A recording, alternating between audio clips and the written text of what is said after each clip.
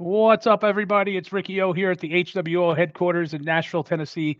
We're going to take a quick look into the Jacob Trouba situation. We're going to take a quick look into trade rumors. We're going to take a quick look into Chris Drury possibly violating the rules of the NHL and getting hit with tampering charges.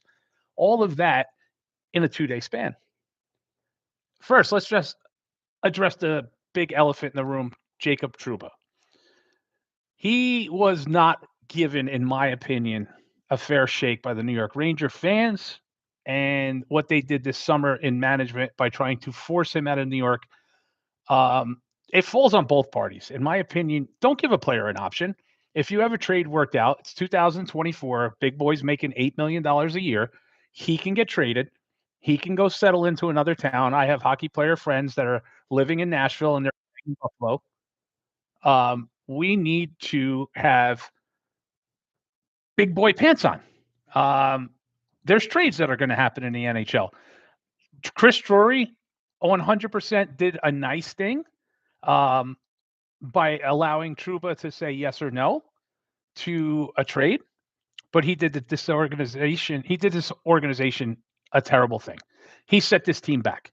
The fact that Trouba was not traded to Detroit in the offseason is going to hurt the New York Rangers for the entire season because the morale in the locker room after Barclay Goodrow was released, after Jacob Trouba was publicly humiliated and forced to choose between being the captain of the New York Rangers, accepting a trade he didn't want, and now leaving his wife and child in New York City to finish college by themselves while he's playing in Anaheim 3,000 miles away, makes the Ranger organization not look good. And if you can't tell, I'm a pretty big New York Ranger fan. I'm pro Rangers. I am not really a big fan of Chris Drury's. I don't think Chris has done his best as the general manager of the New York Rangers. I don't think the New York Rangers have. Sorry, I'm just adjusting this. I want you to be able to see my draft poster. You see that? That's pretty cool. Um, I don't think the Rangers have gotten the best out of Chris Drury. The trade deadline flop with Kane. Firing coaches to protect players who were not tough enough to play for Gerard Gallant, who I'm betting, if you're a betting man, take a shot at Gallant going to Nashville. I don't think Burnett's going to last much longer in Nashville, and Gerard Gallant would be a perfect kick in the ass for that team. Getting back to Trouba, Rangers get a fourth out of him. They get a 25-year-old number 11 defenseman in the organization. It's a salary dump. They save $8 million. Let's see where Drury goes with this. There's a lot of ways he can go. Unfortunately, I also think he had a blockbuster in the works and it fell apart, or he made it up in his head because Ottawa has said from day one, we are not trading Brady Tkachuk. We're not getting rid of him. We love him. He's the most popular player in the city. He is the life and soul of that team. I don't know where the rumors might have gotten started that he was on the trade block, but all I've ever read, saw, heard on Hockey Night in Canada, on Rogers, on Ottawa broadcast, even the NHL network, he's not going anywhere. So I don't know where this trade came from. And then I'm hearing Will Cooley and Alexei Lafreniere plus Sakura and Otterman for. First of all, that's drastic. We're not getting Wayne Gretzky in his prime. It's Brady Tkachuk. I love the guy. He would rule New York City. He would step into a Ranger jersey. There'd be 30,000 jerseys sold. And if the Rangers ever brought up Rempe and they had Rempe and Tkachuk in a lineup against a team like the Flyers or a team like Florida, the Garden would go nuts. Okay? He would be the new Prince of New York City. Can't be the king because somebody's already had that title. The Rangers are not getting Brady Tkachuk. The Rangers are not getting Dylan Larkin. The Rangers need Dylan Larkin and Brady Tkachuk. That makes them an instant contender again. The way you look at this organization, yesterday's loss was a joke. 3-1 against the Kraken. They're dominating. The Kraken are playing a goalie who could not stop a beach ball. Something was obviously off. They have a high school dropout backup goalie who hasn't goaltended in 10 years. And the Rangers could not take advantage of a 3-1 lead, completely dominating because Andre Miller and Ryan Lindgren, 1 and 1A of the worst defensemen in New York City in the tri-state area, and we'll throw Philadelphia in that this season. They're the two worst out of a possible 24 defensemen. Just don't know position. Now, listen, I heard something the other day about Pete Laviolette's system is a chase and go system where the defenseman has to go with the person he picks up and the forwards a responsibility to cover.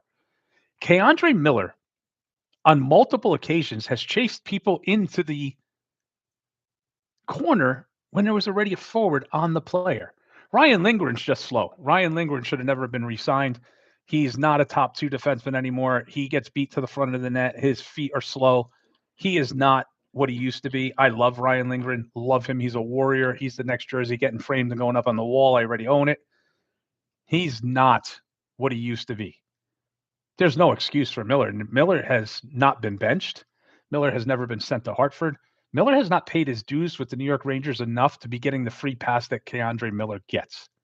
Keandre Miller should be packaged for a solid stay-at-home Gudis-type defenseman, which we just lost in Trouba. Obviously, there was something there. We did not want Trouba here. Maybe it was just the $8 million. I don't think the fans gave him a fair shake, either do I think the management or Peter Laviolette did. But getting back to what we need, the Rangers need a gigantic stay-at-home defenseman, and the Rangers need grit on the wing. We need Jimmy Vesey unless it's emergency. Jimmy Vesey's the perfect 13th forward. We do not need Brodzinski on this team. Brodzinski is a waste of a roster spot. I don't know who. The Rangers always have this one guy, Colin Blackwell. The Rangers always end up with one guy that they take from the minor leagues and try to force him into a round hole when he's a square peg. They play him with guys like Panarin. They'll play him with Zibanejad, and he does nothing. This is a history that we have as an organization, and it's got to stop. Play Rempe, play Edstrom. If you don't want to play Rempe right now, that's fine. Let him develop another 20 games in the minors. If you watch the Ranger highlights, one thing that really upsets me, he's a goon. He's this. First of all, he had 2 fights in juniors ever. He's not a goon. He was forced into the role by being 6'8". Everybody challenged him. The kid answered the bell. He's not even a good fighter. He's willing and he throws. Second, 2 fights in his junior career ever. Third, watch the highlights of the Hartford Wolfpack since he's been sent down.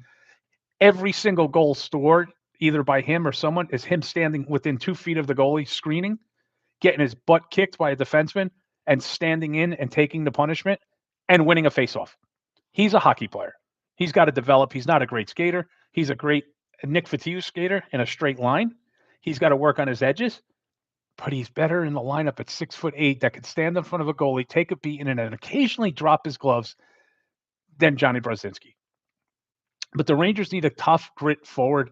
I do have a trade in mind. I think the Rangers should target Steven Stamkos and Jeremy Lauzon for Keandre Miller plus Kako, Miller, and say Sakura go to Nashville. There's already tension. It's going to come down to Stamkos or the coach in Nashville, and I don't think Trotz is going to fire his boy. But I think there's 3 coaches on the trading on the firing block right now. Peter Laviolette's got to be one of them. I have to say Andrew Burnett is another one. And there's a couple other around the league. I don't really want to get into it, but there's a Quenneville sweepstakes going on. Somebody's going to fire their coach and bring back Joe Quenneville, which is a joke. But I don't know. I might not say it's a joke if the Rangers get him and he makes him a contender. But we need some grit. We need a little bit of grit in the lineup. Lauzon would be a perfect fit. He's a pending free agent. Sign this guy to $2 million, 2.5. Lock him down for 3 years. I know he just got knocked out a couple weeks ago in Edmonton in a surprise fight, but the guy is a brutal beast of a heavyweight. He's left-handed. He throws bombs. He plays a very steady, stay-at-home defenseman. And then if we get Stamkos, I don't think he's happy in Nashville. I don't know what he did signing there, but he does not. Or he was promised something from Burnett, and it's not coming through. Now, one of the other players, Marsh, just came out the other day and said, I took warm-ups with 2 players and then never took a shift with those 2 line mates the rest of the game. Little head games like that going on by Andrew Burnett. Don't fly with a veteran team. Peter Laviolette lacks in discipline. I wish this guy was my father. I would have got away with everything. He does not reprimand or put his foot down to an NHL player, period. No one. He benches Rempe because he was able to push Rempe around as a rookie. It's kind of a disgrace that he lets Miller play every single shift and has never been sat. This is the man who benched Panarin. Think about that for a second. He benched Panarin for a half a period and Hedl. Very unfair. Completely just disrespectful. But I just want to keep this to about 10 minutes. The Rangers play tonight against the Chicago Blackhawks. This is a big rebound game. Igor has little Igor number 2. Congratulations to you and your family. The Rangers need a huge rebound game here. And if not, the Rangers lose tonight, this could be the nail in the coffin for Peter Laviolette. There's no coming back from a loss tonight, even though Chicago just got their new coach. They fired Luke Richardson. Love Luke as a coach. I wish we had an opening in the organization to bring him into. Let's see. A big win tonight. Maybe they get the ball rolling. A loss tonight, and God only knows it might be the end of what we know as the New York Rangers core. Kreider could be gone at any moment. Teams like Buffalo, Anaheim, Los Angeles Kings, all wanted Kreider when the memo came out. Let's see if a deal could be made.